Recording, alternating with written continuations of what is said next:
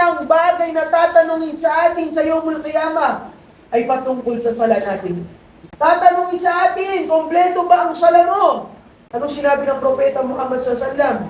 Idha saluhat, faqad aflaha wa anjah.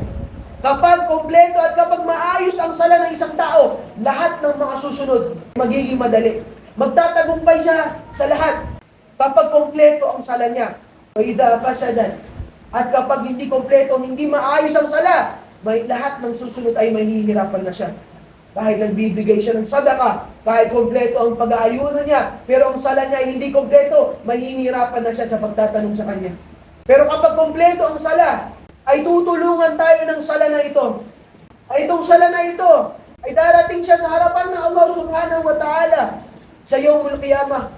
At sasabihin niya, Allah, itong tao na ito, itong alipin na ito, pinigilan ko siya. Matulog sa gabi, nagsasala siya. Binibigay niya yung oras sa pagsasala. Kaya dapat natin malaman, ang pinaka-importanting bagay dapat sa buhay natin ay ang pagsasala natin. Kahit saan man tayo mapadpad dito, kahit anong oras, sabihin natin 3 o'clock, 4 o'clock, nasa gitna tayo ng daanan at alam natin hindi tayo aabot. Di ba ang salatul maghrib ay sobrang iksi ng oras, 1 oras lang yan. Kung alam natin hindi tayo aabot ng maghrib, inna salata kanat 'alal mu'minina kitaban mawquta. Ang sala ay tinakda sa atin na mayroon tamang oras. Kung alam natin na malagpas na yung oras, ay tumigil tayo, magsala tayo. Hindi naman kailangan maghanap ka ng masjid. Ang buong mundo ginawa ng Allah subhanahu wa ta'ala na masjid na pwede ka magsala. Maghanap ka ng gas station sa gilid, magsala ka doon.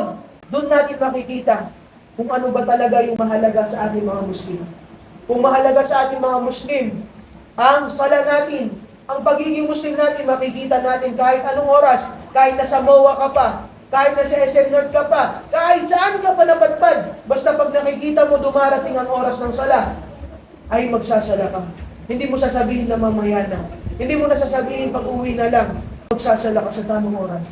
Dapat pinapahalagaan natin ang sala natin. Tingnan natin, kompleto ba ang sala natin? Pagkatapos nung tingnan natin, kung nagsasala ba tayo sa tamang oras? At kapag nagsasala tayo, kahit makasalanan pa tayo, ay ang sala natin, inna salata tanha 'anil fahsya'i wal munkar. Tutulungan tayo ng sala. Pipigilan ng sala natin, makagawa tayo ng mga kasalanan. Kahit makasalanan ka, magsala ka. Kahit nakagawa ka ng malaking kasalanan, wag natin iiwanan ang sala natin. Hingin natin sa Allah subhanahu wa ta'ala na gawin niyang madali sa atin. Protektahan natin ang sala natin. Lalong-lalo na, protektahan natin ang sala natin na nagsasala dapat sa tamang oras.